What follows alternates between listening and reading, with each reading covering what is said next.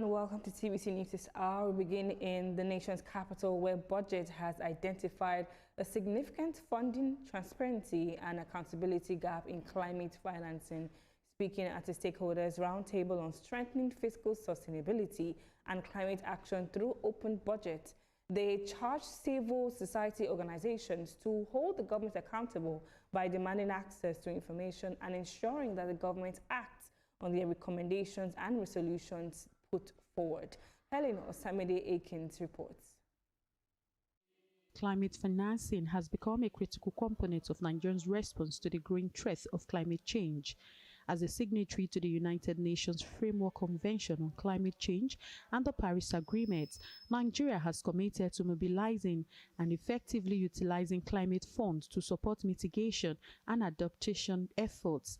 Despite this commitment, concerns have continued to emerge regarding the adequacy, transparency and accountability of climate-related funding in the country.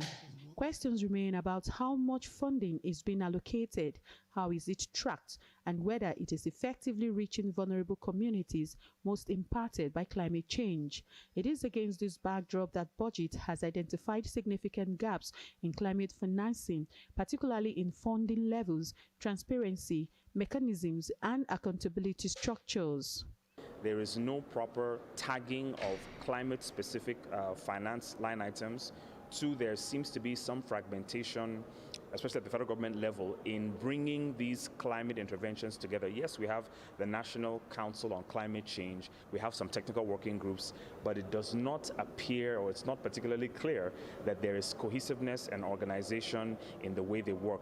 The budget call circular, the MTEF released a lot much earlier from middle of the year, and then the budget was released around September, October, giving the National Assembly and other stakeholders more time to review the project, the budget for inputs and also for much more objective contributions. And then it passed in December before it begins from the first, it takes effect from the first of the following year. Speaking at the Stakeholders Engagement Forum in Abuja, the organization charged civil society organizations to play a more active oversight role. We come up with a working group to ensure that budgets are adequately tagged. There's what we call the National Charter of Account. So budgets should be tagged according to different climate lines. It could be in climate mitigation or adaptation project. So once that is done, it will be easier for us to track this project, which is what we are here to discuss. Strengthening collaboration between government and CSOs will be essential to ensure that climate finance delivers tangible benefits to vulnerable communities and support Nigerians' long-term climate goals. Helen Osamide-Akins, TVC News, Abuja.